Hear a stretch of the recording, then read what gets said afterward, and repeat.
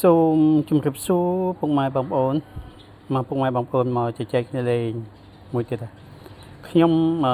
មើល Facebook ខ្ញុំទៅបានឃើញคลิปវីដេអូមួយនេះបាទបងប្អូនសូមជួយស្ដាប់ហើយមើលវីដេអូមួយនេះទាំងអស់គ្នាណាតើ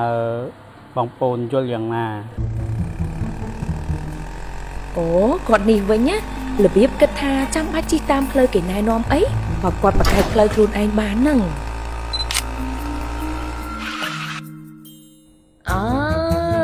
គាត់អ្នកជោគជ័យនោះធ្វើបត់ឆ្វេងគាត់បត់ទៅរយបើផ្លូវបច្រាស់គាត់ក៏ជិះបាន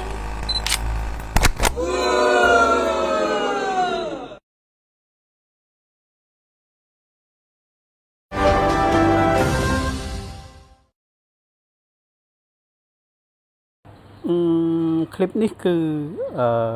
ខ្ញុំបានឃើញនៅ page របស់ក្រសួងមហាផ្ទៃហើយនៅខាងចុងនៃវីដេអូនេះគឺមានបង្ហាញអំពី logo របស់គណៈកម្មការជាតិសុវត្ថិភាពចរាចរណ៍និង UNICEF បាទនិង UNICEF ហើយមានចេញ logo ក្រសួងមហាផ្ទៃមួយទៀតបាទអញ្ចឹងខ្ញុំគិតថាคลิปនេះប្រហែលជាផលិតនិងគ្រប់គ្រងដោយគណៈកម្មការជាតិសុវត្ថិភាពចរាចរណ៍ផ្លូវគោកហើយមានការហើយនឹង UNICEF បាទវាជារឿងល្អណាស់ដែលរដ្ឋាភិបាលគាត់មានការផលិតคลิปអប់រំបែបសុវត្ថិភាពចរាចរណ៍ផ្លូវគោកអញ្ចឹងណាបងប្អូនវាជារឿងល្អសម្រាប់ប្រជាពលរដ្ឋកម្ពុជាឲ្យមានការយល់ដឹងឲ្យមានការប្រុងប្រយ័ត្នឲ្យបានខ្ពស់សម្រាប់សុវត្ថិភាពចរាចរណ៍ប៉ុន្តែបងប្អូនដឹងទេថាคลิปមួយហ្នឹងគឺខ្ញុំមើលប្រហែលជាង20ដងលើកនេះទៀតប្រហែលជា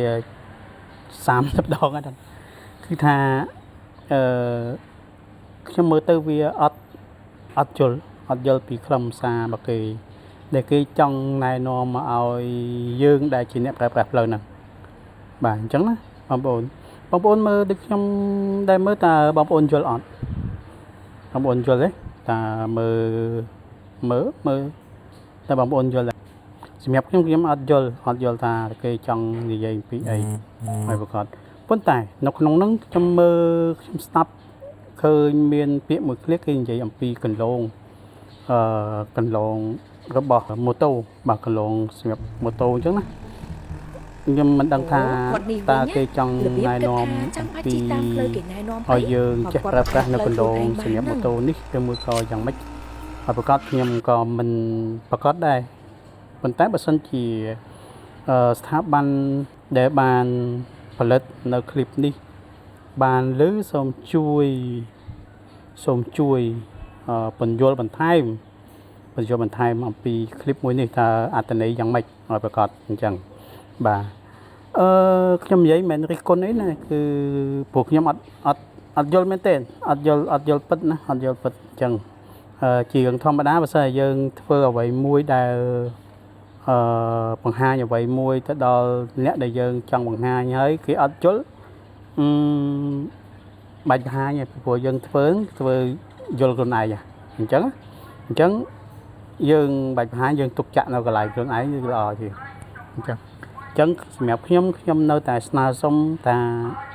សូមឲ្យស្ថាប័នដែលធ្វើនៅคลิปមួយនេះคลิปវីដេអូមួយហ្នឹងគឺបញ្យល់បន្ថែម